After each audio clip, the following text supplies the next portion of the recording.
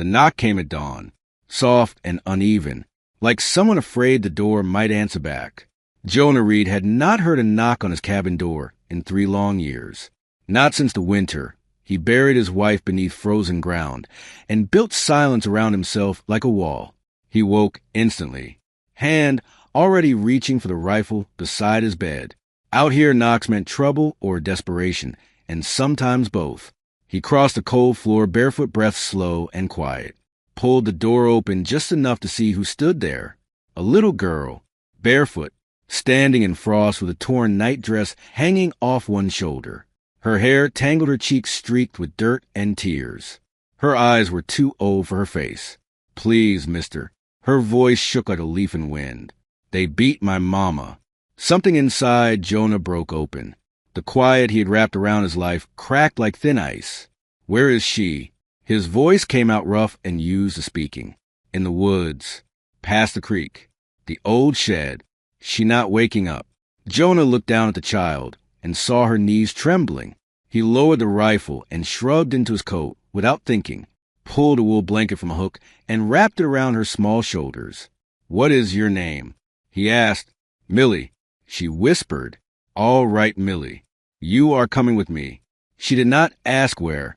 She stepped forward immediately and let him lift her, her arms locked around his neck, like she had been waiting all night for someone to say those words. The barn smelled of hay leather and cold iron. Jonah saddled his horse, fast hands, steady heart pounding. Millie sat on a crate, watching him with wide, silent eyes. "You gonna help her?" she asked. "I am gonna try." That was the best promise he could give. The ride into the trees was quiet except for the sound of hooves and Millie's breathing against his chest. The forest swallowed the early light, and the air grew colder. Jonah felt the old instincts returning, the ones he had buried with his grief. They found the shed leaning and half collapsed, smoke barely rising. The door hung open. Jonah dismounted and set Millie behind him. He stepped inside, and the smell hit first. Blood, sweat, fear. A woman lay on the dirt floor wrapped in rags. Her face swollen, her lips split, her breathing shallow. "Still alive. Mama." Millie cried and tried to rush forward. Jonah caught her gently. "Let me look first." He knelt beside the woman and pressed 2 fingers to her neck. A pulse weak, but there. Her eyes fluttered open. She looked at him like she expected another blow. "Easy," he said. "You safe now." "No," she whispered. "They will come back." "Not today." Her name was Clara. That was all she managed before pain took her again. Jonah worked fast. He had set broken legs, pulled calves from bad births, stitched his own arm once after a wire tore it open. This was different. This was human, and it scared him more.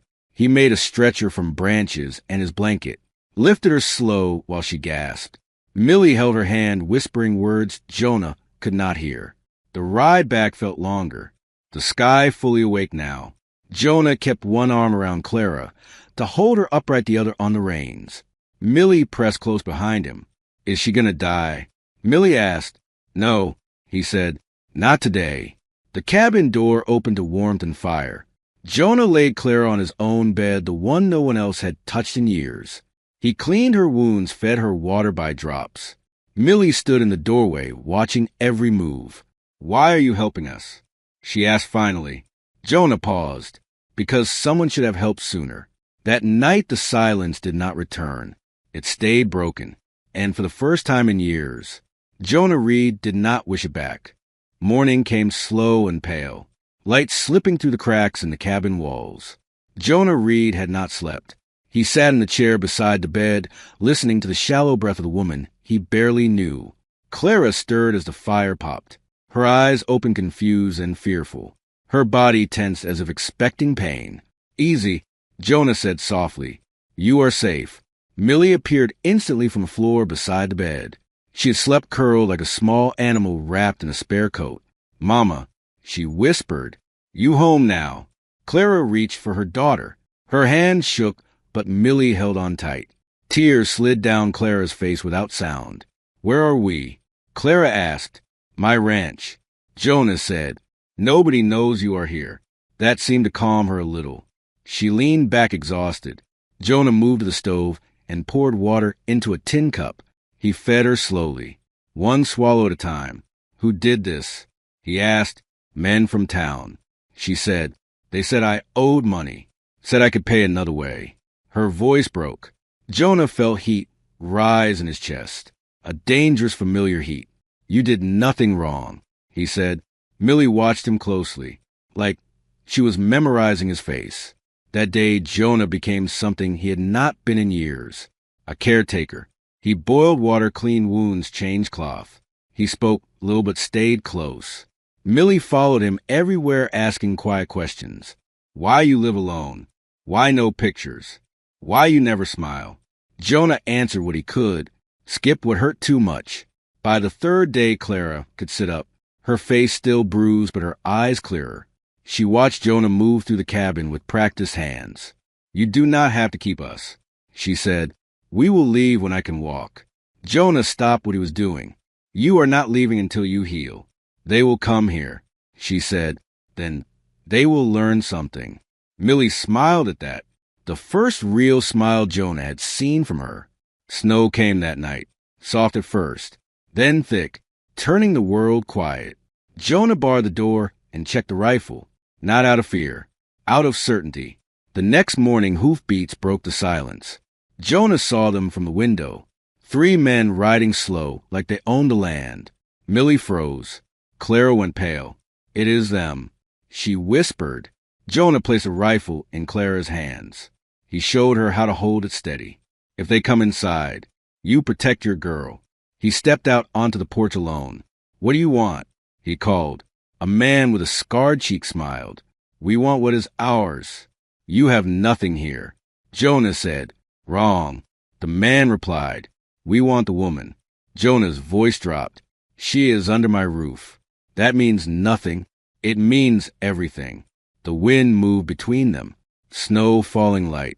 You will leave, Jonah said. Now, the men laughed, but it was uneasy. They did not know him. They did not know what grief could turn into. Finally, the scarred man spat into the snow. This is not over. Jonah did not answer. He watched them ride away. When he went back inside, Millie ran to him, her arms wrapped tight around his waist. You scared? She asked. Yes, he said, but not enough to stop. Clara looked at him differently now. Not like a stranger, not like a rescuer, like a man who had chosen. That night they ate together. Simple food, quiet comfort. Millie leaned against Jonah as if it were natural, as if she had always belonged there. Jonah stared into the fire, realizing something he could not undo. The door had opened, the silence had broken, and whatever came next, he would face it with them. The days after the riders came were heavy, like the air before a storm. Jonah Reed worked the ranch with his rifle never far. He checked fences twice, listened longer to every sound, watched the tree line like it might blink first. Clara grew stronger slowly. She learned the rhythm of the cabin, the creak of the floor, the sound of Jonah's boots before he entered a room. Millie followed him everywhere. She carried small pieces of wood, tried to help with chores, talked when the silence felt too big. Why you never laugh? She asked one evening. Jonah paused. Because I forgot how. Millie thought about that, then did something unexpected. She laughed, loud and sudden. Jonah startled. Then something warm and painful spread in his chest. Clara saw it. She saw the way his shoulders eased, the way his eyes softened. You miss someone, she said quietly.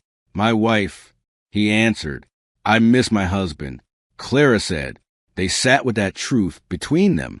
2 broken lives not trying to fix each other, just acknowledging the damage. That night Millie had a dream. She cried out. Jonah was there before Clara could move. It is all right, he said. I am here. Millie clung to him shaking. They hurt her. She whispered. They always come back. Jonah held her tighter. Not this time. The next morning Clara stood, without help, her legs weak but steady. You should go, she said. Take Millie somewhere safe. Before they return. Jonah looked at her. This is my land. They will burn it. They will kill you. Then they will answer for it. The truth settled hard. Clara understood. Jonah was not protecting them out of kindness alone. He was protecting something inside himself that had been dead. That afternoon, Jonah taught Millie to ride, just around the corral. Her laughter carried across the fields. Clara watched from the porch, tears in her eyes. "She has not laughed like that since her father died," she said. Jonah nodded. Neither had he. Near dusk, a rider appeared. Just one, watching from the hill. Jonah saw him. The man did not approach, just turned and rode away. That night, Jonah sharpened his knife, cleaned his rifle, made plans. Clara stood beside him. "If this ends badly," she said, "I want you to know, you gave us more than shelter." Jonah did not look up, did not talk like that. "I need to say it." She stepped closer. Millie asleep in the corner. "You reminded me what it feels like to breathe without fear." Jonah finally met her eyes. Something unspoken passed between them. Not romance. Not yet. Trust. The attack came before dawn. Gunshots tore the quiet. Wood splintered. Millie screamed. Jonah was already moving. He shoved Clara and Millie into the back room. "Stay down," he said. Men rushed the cabin. For at least. Jonah fired once. Then again. A body fell. The others scattered. Shouting. Clara held the rifle he gave her, her hands steady. Millie clung to her waist. "They are coming back," she said. Jonah knew. This was no warning now. This was war. He did not retreat. He did not hesitate. Because this time, he was not alone. And when the sun rose, it would rise on a choice. That could not be taken back. Smoke hung low over the ranch. The smell of gunfire clung to the cold air. Jonah Reed stood still listening. No shots, no voices, only wind. Inside the cabin, Clara held Millie tight. The child did not cry now. Her eyes were open wide, watching the door. Jonah stepped back inside slowly. His shoulder burned. Blood soaked into his shirt. "You hit," Clara said. "Only grazed." He answered. Millie ran to him. Her small hands pressed against his chest. "You bleeding." "Still standing," he said. That made her nod like it was the most important thing in the world. They did not sleep that night. Jonah stayed near the door. Clara kept the rifle close. Millie finally slept between them. At dawn, hoofbeats came again. Many this time. Jonah knew this was the end or the beginning. But the sound changed. Different rhythm. He stepped outside. Men rode in wearing badges. The sheriff at the front.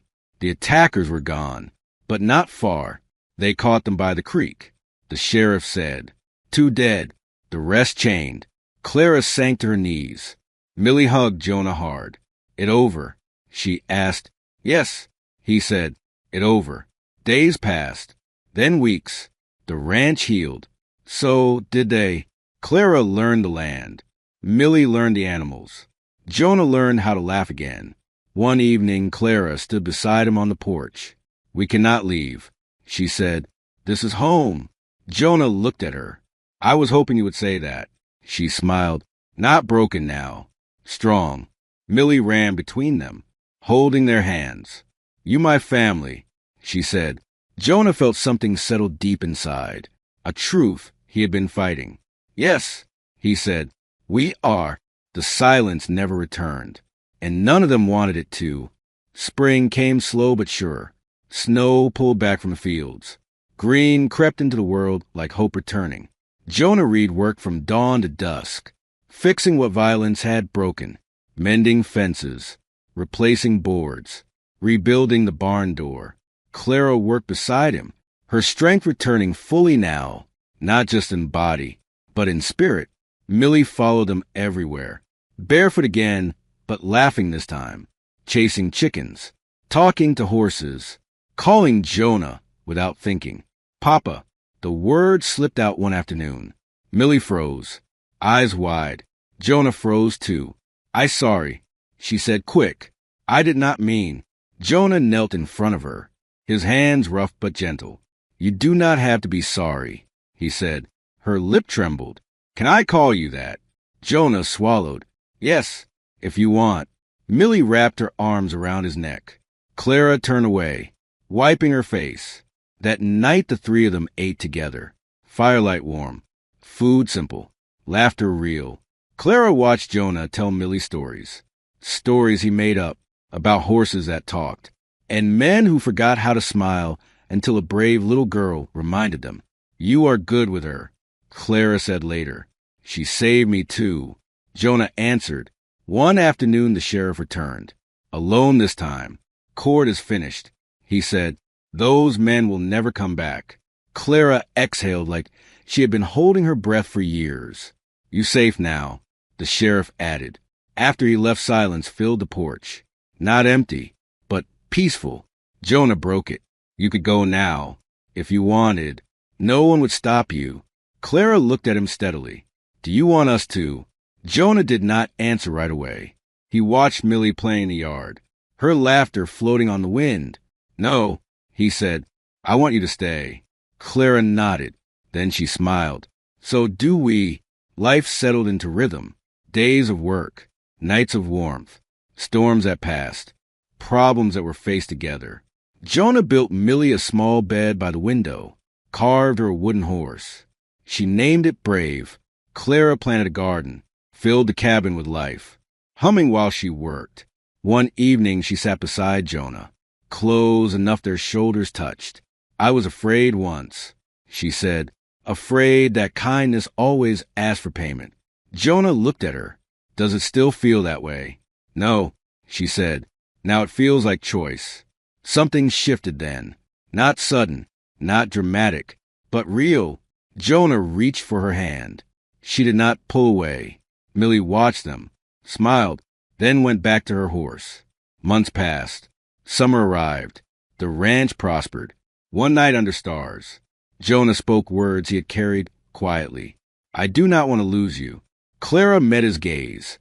"You will not. We could make this official," he said. "Be a family in every way." Tears filled her eyes. "I thought you would never ask." Millie overheard, ran toward them. "Ask what?" Jonah lifted her. "If Mama and I should get married." Millie gasped, then laughed, then hugged them both. "Yes," she said. "Forever yes." The stars burned bright above them, the land quiet and wide. Jonah Reed stood in the place where silence once ruled, now filled with love, with purpose. The knock that came at dawn had not ended his life. It had begun it again. The wedding was small, just the ranch, the sky, and the people who mattered. Clara wore a simple dress she had sewn herself. Millie carried wildflowers clutched tight in both hands. Jonah stood waiting with a heart that felt fuller than it ever had. They did not need many words, only truth. "I choose you," Jonah said. "I choose this life." Clara said. Millie stood between them, smiling like the world finally made sense. After that the days passed gentle, not easy, but honest. The ranch grew, the house filled, laughter replaced fear. Millie learned to read, learned to ride fast, learned that nights were quiet because love stood guard. Jonah learned how to rest, how to trust joy, how to believe that good things could stay. Clara became strong in new ways, helping others, offering shelter, opening the door the same way Jonah once had. Years passed like seasons do, soft and steady. A baby came, then another. The house grew louder, warmer. Jonah would sometimes stand on the porch at dawn, remembering the knock, the sound that broke his silence, the sound that gave him everything. Millie grew tall, confident, kind. One morning she asked, "Papa, why did you open the door that day?" Jonah smiled. "Because I was lonely, and you were brave enough to knock." The land remembered them. The house held their voices. The future stretched wide and open. And in the end, it was never about rescue. It was about choice, about opening a door, about love answering back.